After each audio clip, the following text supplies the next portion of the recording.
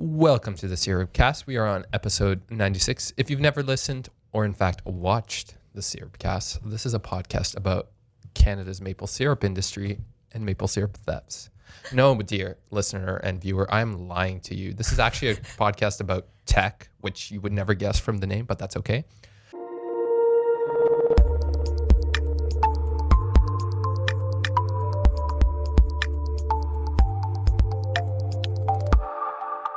This week, I am joined by my good friend, Rose Behar. Hello, everyone. How's it going, Rose? Very, very well. I just came back from New York City for the Snapdragon Technology Summit. Feeling good. Which we will not talk about today because we're just going to talk about the OnePlus 3T. I'm lying to you yet again. That's your like ideal podcast. Yes, just the one. It should be called the Mobile Syrup OnePlus podcast. Also joining us is Jessica Vomiero. How are you? I'm good, thanks. How are you, Igor? I'm good, thank you. And last but certainly not least, my good friend Patrick. What's up? Not too much. So we're gonna talk about, what are we gonna talk about? The Qualcomm news. Yeah, let's talk about that. So, guys, there's a new Snapdragon chipset in town. Whoa. By the name of 835. Why 835? Why not 830? Reasons. Reasons that will maybe be revealed, maybe never. Maybe it was just to keep us on our toes, keep us guessing. So before you get into the announcement, lay the scene out for us. What was it like rubbing shoulders with the Qualcomm Techno Elite? I mean, outstanding. So since, people who listen to this podcast are probably people who also nerd out on the internet and just read all the different mobile blogs that they can, it's probably just as exciting to hear that, like, I met David Ruddick of Android Police and, like, Dan Seifert from The Verge. And I hung out with Sasha Sagan from PC Mag. And these are, like, my tech heroes. Did you talk to David Ruddick about the shower curtain in his hotel room? I did. Were you following those tweets? Yeah, I was. So I enjoyed them. They were good. He had a chain link shower curtain in his hotel room. And so did I, because the hotel rooms were like weird Austin Powers sort of like style 60s New York, like, man. Lounges. It was strange, but it was great. And he was just as hilarious in real life as you would think that he is from his tweets. I mean, he is his Twitter. Yeah, so for those who don't know, David Ruddick is the editor-in-chief, I assume. Android Police. I think he's a senior editor. Not that it matters in the context of what we're talking about. Yeah, he does. He does very much like seem to just kind of run shit from an editorial perspective at Android Police and knows boundless amounts of information. Also, first PG-13 Mobile Syrup podcast. Yeah. Well, you know what? I think people say that on daytime TV, so I'm feeling good. I'm feeling so good anyway, about you it. met these wonderful people. And so we set the scene. It's in New York City. Mm-hmm. It's the Dream Downtown Hotel. We start off at the penthouse level for cocktails. I mean, this is real swanky stuff. Qualcomm doesn't skimp on providing its journalists with a beautiful experience. And then basically they give us the goods. The next day we go. Did they give you a physical Snapdragon 835 processor? Did they give you lots of chips? Was it They're just like, chips it's 10 everywhere? nanometers. There were a lot of chips, and some of them did make David Ruddick feel very sick, which because they were not that great. But so basically then they took us to this really fashionable area of the meatpacking district where all these people were doing like photo shoots in the same building that we were in. Okay. And we kind of just trooped through like this troop of true nerds. And the fashion people were just looking at us like, who let them in? Who let them in? Were they just recoiling and like hissing? Oh my God. They were just giving us these little smirks like, well, I guess this is how we pay the rent. Yeah. And then they went over a bunch of new stuff, some that cannot be revealed and that will only be revealed later in the year.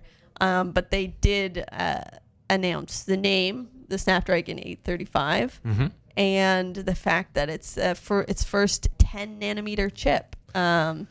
Right. So Which- I think that was the interesting part of the Yeah. announcement was that they're like, oh, we've barely been able to hold it in. This is our secret partner, Samsung. And it's like, ooh. I still love that every voice you make just has a British accent. Yeah. Doesn't matter who it is. Yeah. Doesn't matter where they're from.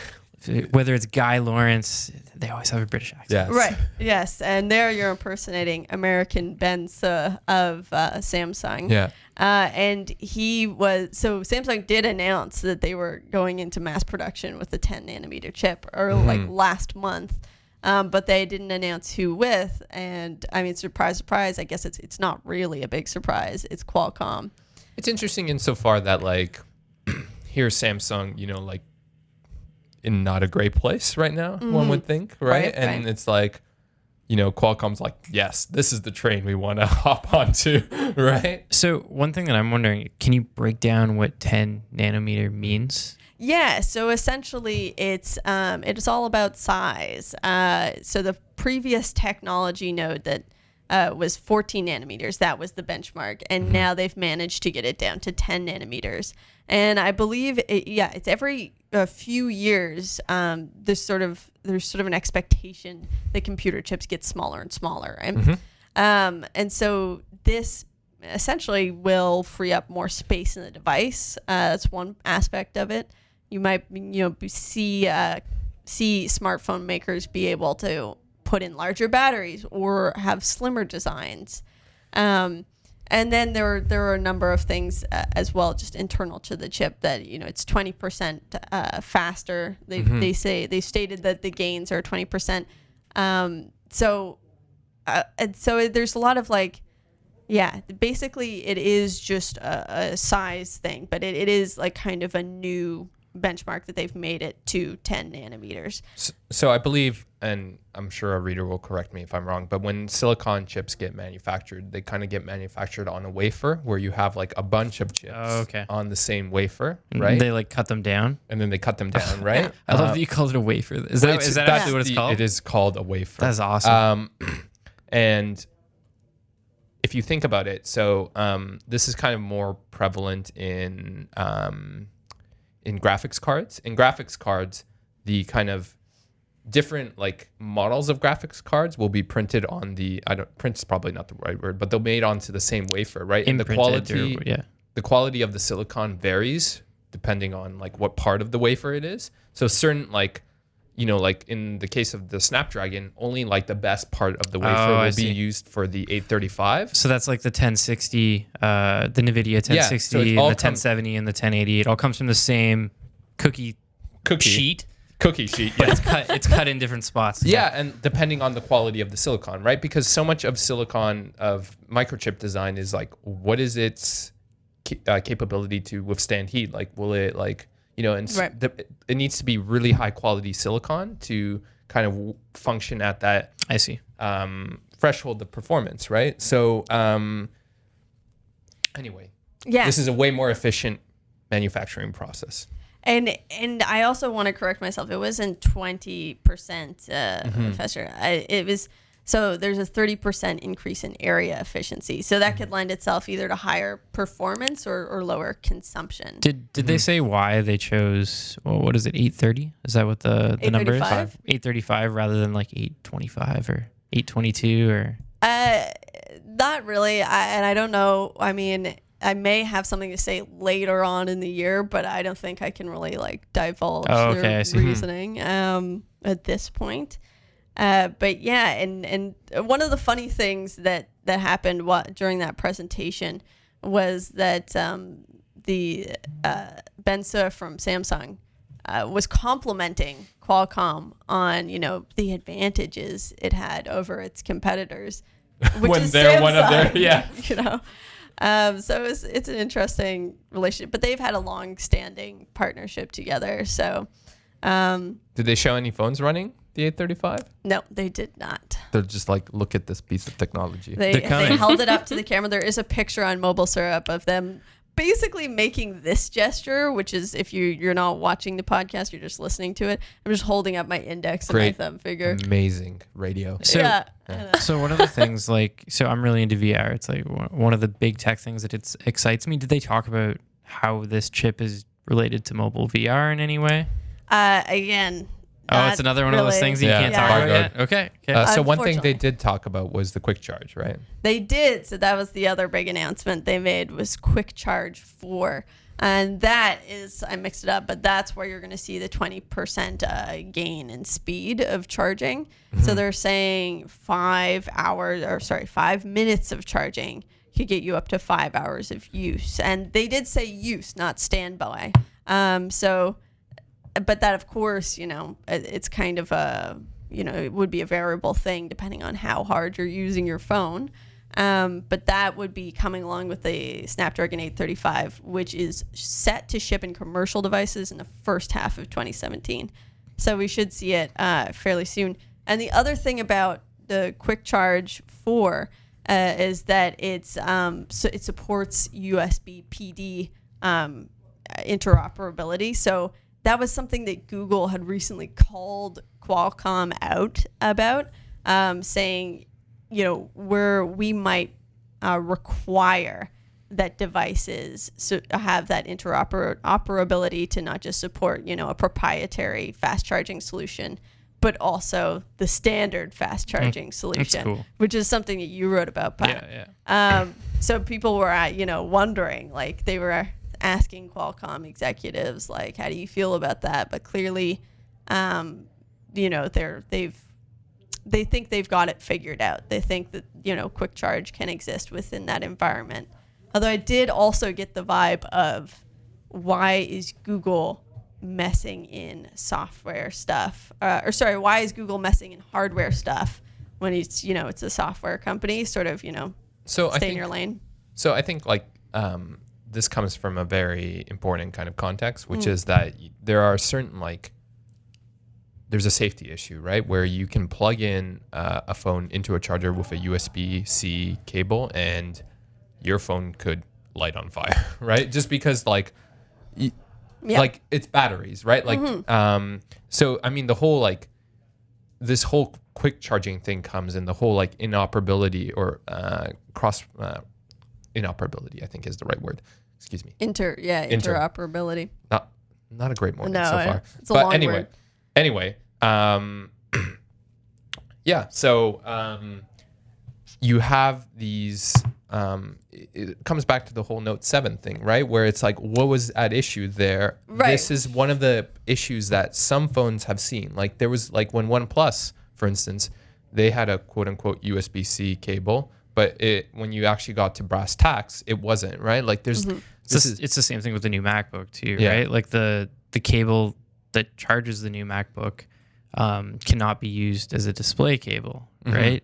And that's one of the things with USB-C is it's supposed to be this universal standard, but it's far from that right now. Maybe it will be eventually. That's my dream, seriously, is to just have a cable that works for everything. And that's 100%. Why I'm willing to adopt the dongle life to get to that point. But right now it's a mess, a terrifying mess. Yeah. So this is, I think, a great step in the right direction where there's this, oh my God, something so funny. It's the joke you just made. Yeah.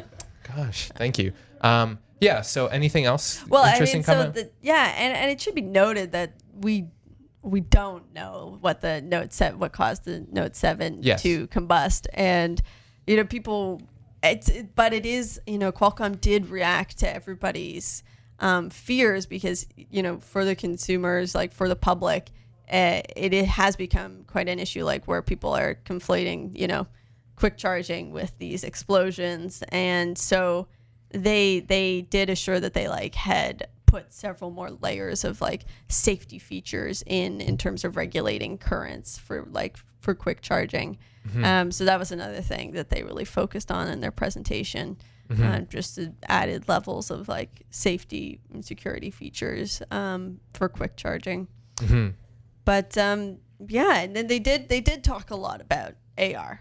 So one cool thing was that they, especially one executive, Tim Leyland, was saying he thinks that AR will subsume VR, which is, I think, an interesting topic that we've discussed before of, what will win out, or or will they coexist? Did he use the word mixed reality? Yes. Executives love that word. Yeah. Oh, yeah. Mixed reality. The future is mixed reality, not AR or VR. Yeah. Several times I heard, well, Rose, I mean, you know the concept of mixed reality. I was like, yeah, I do know the concept. They're not wrong. I hate, there's so many terms for these things, and I just think that mixed reality makes things even more confusing. Dare I say but it? that's what corporate executives do, though. They're not supposed to clarify. It's true. It is. They make things more confusing. Yeah, but I'm interested to. So basically, their idea was, the VR AR devices of the future will have to be mobile, and they'll have to have 6 degrees of freedom. So they'll have to have the sensors in the headset. You gotta cut the cord, cut the wires, and it'll be a mixture of AR and VR experiences. What are your thoughts, Mr. AR VR? Mr. AR VR. I should just change that to my Twitter name, Mr. AR. Mr. Mobile. Reality. Now you can be Mr. AR. I mean, I've seen a lot of cool things in VR, and I've seen a lot of cool things in augmented reality, and I do believe that some kind of convergence of the two is going to be the broader way that like the average individual uses this sort of new technology. But I mean, the other thing is like we haven't seen the utility for the average person to actually go pick up and buy one. We talked about Daydream last week, and like Daydream's awesome. It's great. It's this unified, really, really dope platform, but there's no software on it, right? Right. And there's no reason for the average person to go really pick it up beyond checking out some locations in Google Maps, like the historical locations and the landmarks. So I think it's all this VR stuff's cool, and it's coming, and it's going to be a thing, but I do believe that it's going to be a lot longer than the experts are predicting. Yeah, I mean, I was at AMD, which makes obviously the AMD chips, graphics cards, and they were telling we're only at the stage where we're enabling the technology. Like they did some math for me. They showed me some math, and I was like, guys, I don't understand math. Yeah, totally. But they showed me the math, and I was like, whoa, now I get it, right? Numbers. Yeah. So. Well, I mean, we have to remember that Snapchat is augmented reality, and Pokemon Go is augmented reality. That's true. Right? Yeah, it was really interesting. I was talking to one of the executives at Qualcomm, and I was like, Pokemon Go. And he said, I wouldn't really call that augmented reality. It is, though. It is augmented reality. Really, in the simplest, basest form. Yeah, exactly. It absolutely is. And Snapchat just released something new. Like, it augments your environment, not just your face. So you can hold the camera up and see a little cloud shooting out, spinning out a rainbow. And I mean, Snapchat is an example of like, I hate Snapchat, as I'll frequently say. But Snapchat's augmented reality technology is really good. It is. Like it's really advanced and it's really good. So much so that people don't even realize they're using exactly. it. Yeah. People don't realize that that's AR. Pokemon, on the other hand, like, I had a lot of fun with the game. I still think it's pretty good. They need to update it. That's a totally different podcast. But the AR technology in Pokemon isn't really that good. Like it's the most basic of the basic. Like it just pastes the Pokemon on top of the real world. Doesn't take the real world into account in any way. Whereas what Snapchat does, it like scans your face, turns you into a dog, like all this crazy stuff. Yeah, and also, I mean, have these executives ever used Snapchat on a phone? Like it is. Like your phone starts to it feels like it's about to melt. Oh, yeah. no, right? Like, because it is like one of the most demanding applications you can run on a phone. It is, yeah. But I think really I guess his point was just you don't know how far we can go. Sure. Definitely. I feel like the way promising. it's looking right now, it seems like augmented reality will pave the way for virtual reality. AR will be what people do every day on their phones. But if you want to take the extra step, you will invest in virtual reality. That's just my speculation based on what's happened. Yeah, for an evening in of entertainment. Yeah. Yeah. It's more of an entertainment thing, whereas AR can kind of find its way into our communication the way it has done with Snapchat. So speaking of entertainment, there may be some more entertainment coming to Canada, courtesy of one Amazon. Oh man. So I still, unless there's something you want to touch upon, one more last thing on Qualcomm. Qualcomm just wants you to know that they make an audio codec, and it's built. No, seriously, they really reinforced it. They were like, it's built into many phones, like most phones with the Snapdragon processors. And I think that was just because they got scared when people like LG and the LG V20 got their own, and started like highlighting it, and people responded to it, and they were like, hey, we do this too. So that's the last note from Qualcomm. For the Amazon thing, Yes, I mean, please tell us all the conspiracy theories. I hope that I'm right about it. I've heard some things from other people in the last couple of days that I likely am right. But so what's his name from Top Gear? I can't remember his name. Jeremy Clarkson. Yeah, Jeremy Clarkson from Top Gear, who got fired from Top Gear for punching a dude in the face. There's a new show coming out called The Tour. Yeah, Grand Tour. The Grand Tour. It's coming to Amazon. And he tweeted, I guess it was Wednesday, it doesn't really matter when, that Amazon is going global. But he didn't specify that it was the Grand Tour. So I immediately reached out to Amazon, and they gave me like a very corporate response saying that the Grand Tour is going to be available in Canada. But that's all they said. Nothing about Amazon Prime Video going global, nothing about it expanding in any way.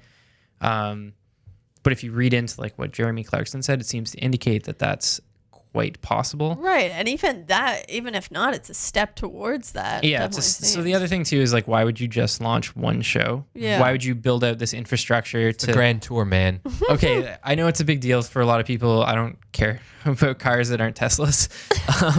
So I have watched it sometimes, Top Gear back a couple of years ago. It is entertaining. So it is a big deal. There's a huge audience, very wide audience, but I just don't see Amazon building out the infrastructure for one show. Right. Like that's crazy. And there's also more layers to this too.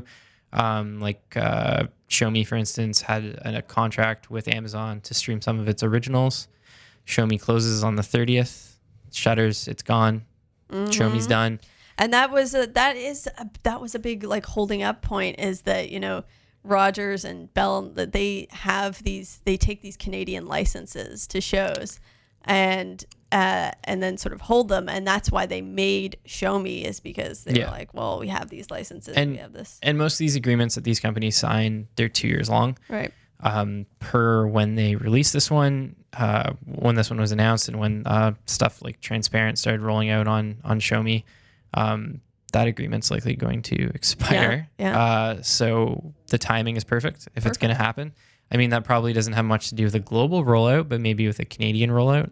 And then again, I could be totally wrong. And maybe it's just the Grand Tour coming, and that's what it's going to be. And Amazon still has no interest in launching in Canada. So the question I have, and I guess if Amazon, and any of you can all chip in on this, if Amazon Prime Video does come to Canada, you know, how does that affect the landscape, the competitive landscape? Like, how does, you know, if you're an executive Crave TV, are you like, it just got tougher to compete, right?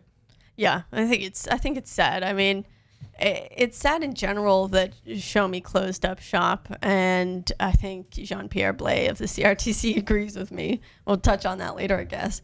But, you know, like, why, the thing with Xiaomi was like, why not at least try to make your own original content and compete in that field and offer something good to release Canadians. A good app. And that was one of the biggest issues. I mean, Crave's doing that. They're doing like some original content. Like there's the Indian Detective coming out. They have Letterkenny. So I mean, that's awesome that they're doing that. I wish that's what Xiaomi did too, because it was, at least as far as I was concerned, it had the better app. It had a lot of content, minus the HBO, which is what Crave TV has. And now we're just going to have another American company kind of owning content for Canadians and selling it to us. So it's not a great step forward for Canada, I don't think. I mean, the other thing too is like, if a Canadian company is not going to do it as a cord cutter, I want more platforms to subscribe to. Yeah. So obviously it would have been great if Xiaomi stuck around and started doing its own original content. But if an American company is going to come in and offer Canadians the content that they want, do it. That's great. I want another platform to watch stuff on, because right now the only options, unless you do the crazy region switching stuff that I do, is Netflix and Crave TV. Those are the only two official streaming broad. Like there's other small ones like Shudder, right? The like horror thing, AMC's horror thing, but the only two big ones are Netflix and Crave. Well, I think that from the perspective of an individual consumer, it's obviously a good thing, because as a consumer, I want more options for myself, and I want the best options wherever they come from. But from a cultural perspective and a national perspective, I think that Canada's already fairly insecure culturally in terms of producing our own Canadian content, and Canadians themselves are extremely uninterested in anything that we have to produce, just because we have this huge superpower, this entertainment superpower just below us that swallows up everything that we do, and which is even more pronounced in the digital space, right? So individually, of course, it's a good thing. More platforms is always a good thing. But in terms of our cultural insecurity as a country, I don't know how good this is. Yeah, for sure. I mean, I don't think we should think that we could not make good content. But that's certainly, if you ask any American, they'll be like, I don't know if you guys are funny or not. And it's just reach, I really think. And I think that when you have something as ingrained as Netflix and Amazon, and it's very difficult for Canadian companies to enter the game at such a late stage and actually, forget surviving, but actually compete with some of these huge names. It's really brand recognition. Yeah, but Rogers had the pockets to do that. They could have tried, and I think that it's sad that they didn't. I think, absolutely. I mean, now's probably the perfect time to bring in our boy JP. Yeah. JP. But he speaks to it, right? In the sense that, like, he does. They saw a market where, I mean, why don't we just get JP? Does someone have the quote? Let me just bring it up right here. But so he took to the stage. He talks at IIC. Right. Yeah. 20-minute speech full of just full-on sass, just serving attitude. He's gone full Obama. I think the one quote that was the most fascinating was the one where he basically said that the CRTC didn't intervene with Crave TV and Show Me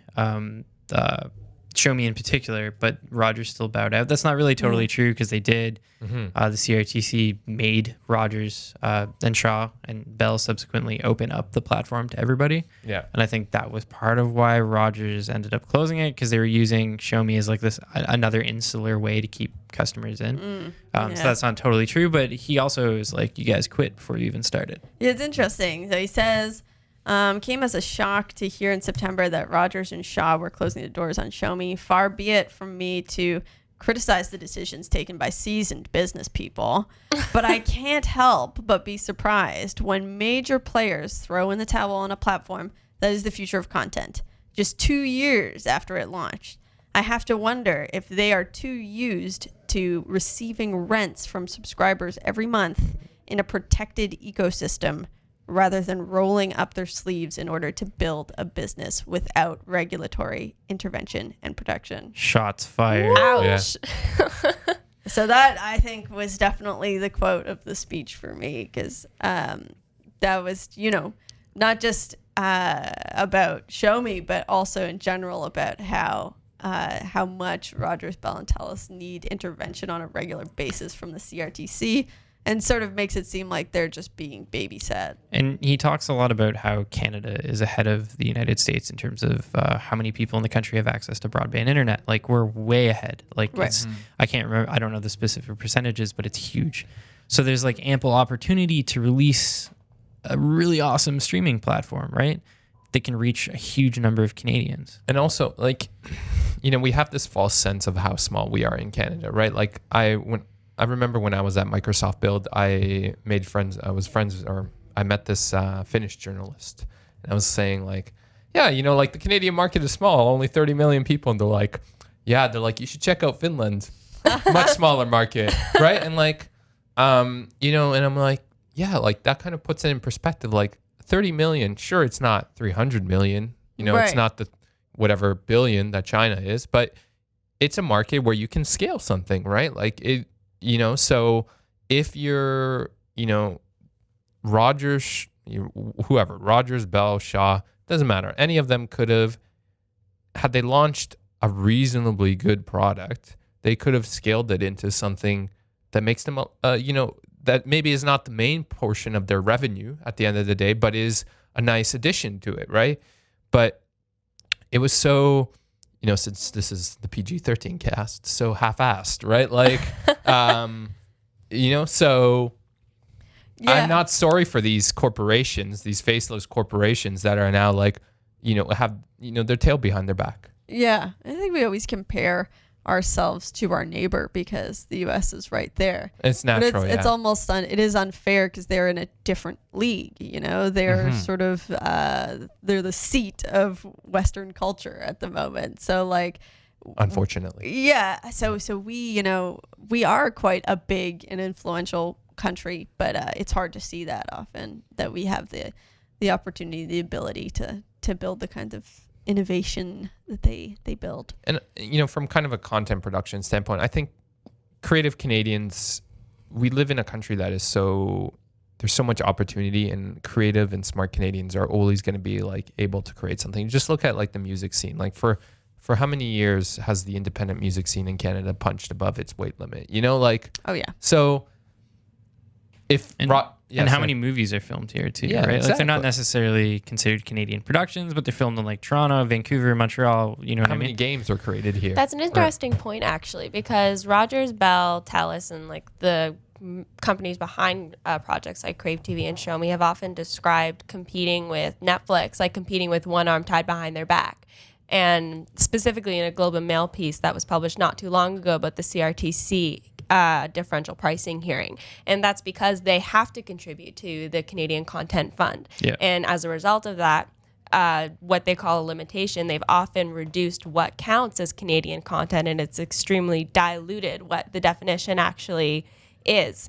And I don't know if it's necessarily about trying to push a product and building it out and scaling it. It's about selling something to a group of people that doesn't need it. Like they're not in need of this product.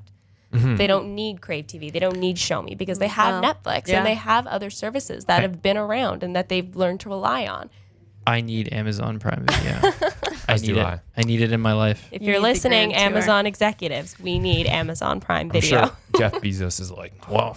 Well, Patrick said it. Wants it. I hope he does. I hope he's listening right now. Just call him up on my phone, tell him to do it, launch it, make it happen. He never sleeps. He just listens to every podcast in the world. Oh, that'd be and you know what his response will be? He's like, you know what, Patrick? I'm going to put you on a spaceship and shoot you up to the sky. I'd be down with that too. That'd be fun.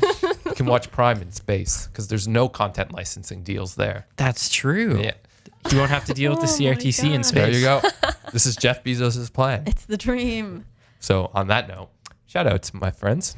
Oh, well, I guess my shout out goes to Jean-Pierre Blais' shout out. He shouted out our boy, Guy Lawrence. I was about to say the dearly departed, but that makes it sound like he passed away. He did not, but he left Rogers. He probably doesn't live in Canada anymore, so he may as well be dead at that point. I hope he still does live in Canada, and I hope he's making, his own telecom, maybe his own chill telecom type solution. Oh, we got to check in on chill. We got to check in on see what's going on with that. We do. So shout out also to Chill Telecom. We'll see just how close they are to taking over the wireless scene here in Canada. Yeah. Alrighty, well, my shout out goes to, and I have a sneaking suspicion that I'm going to steal Patrick's actually, to Drinkbox Studios, who won the best mobile title with Cloudhead Games for an award ceremony that we didn't realize was happening until it was already over. So congratulations. I was a day too late on the Canadian Video Game Awards. I don't know. It like flew under my radar this year. Totally. And I was like a judge for 2 categories, which is even funnier. But yeah, that's a dope shout out. That's a great game. Igor's played a ton of Severed. I've almost finished it. I never finish games. I'm always very close to finishing them and then I give up. But yeah, that's great. Severed's a great game. I thought about it ahead of time today. And the other game you mentioned too, Cloudhead Games, they're based in Victoria, and their game, it's a VR game. The name's escaping me. Call it a Starseed. It's the best, hands down the best VR game ever released. Wow. Sweet.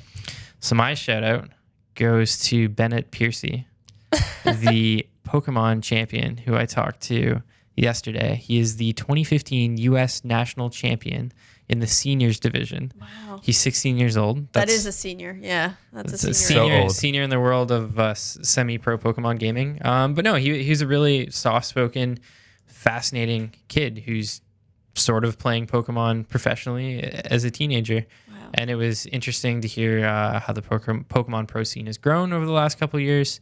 He's Canadian. He's from Calgary. He talked a lot about how important local small-scale events are for that sort of burgeoning pro gaming league. And it was a great conversation. I'm going to be doing a story on it next week for Mobile Syrup. I'm so excited to see that. But how did he respond to allegations of doping? So you joke, but there was like a ton of controversy in, I think it was Counter-Strike pro gaming related to teams taking Adderall to increase their focus. Yeah. And I don't know the specifics, and I'm sure someone will correct me, but there's certain leagues that actually do drug testing for specific types of drugs. That would make sense. To ensure that there's no money on the line, right? Because there's tons of money on the line. That's not where Pokemon pro gaming, if you want to call it that, is yet. But according to him, it's on the way. Wow. Oh my gosh, the future. On that note, the future is a very scary place. But hopefully the SyrupCast made you kind of happy and content. So as for my shout out, I honestly don't have one today. So I'm sorry, guys. But plan ahead, Igor. Come I know. on. I'm sorry. Like You told everyone to plan ahead, and then you didn't have one. This is amazing. That's awesome. We'll never live this down. You know what? Fine. My shout out goes to former Mobile Syrup editor Daniel Bitter. Always a great friend and colleague. Aw. Dan, Oh, that's we kind miss of you. That's a good sweet. one. That's a good one. Sweet. On that note, thank you for listening. We'll see you next week. Please tell us if you'd like this new video format, and if there's something you'd like to hear about, or if you just have a comment, leave it. Make sure to like, subscribe. Don't hit the subscribe button again if you've already subscribed, because that's a no-no. But if you haven't, you got to smash that like button. Smash the like button. Take it easy. Bye. Thank you, Jess. Someone is at least taking this seriously. Rose. I'm assuming I'm in frame. I'm just gonna I'll check for you. assume that.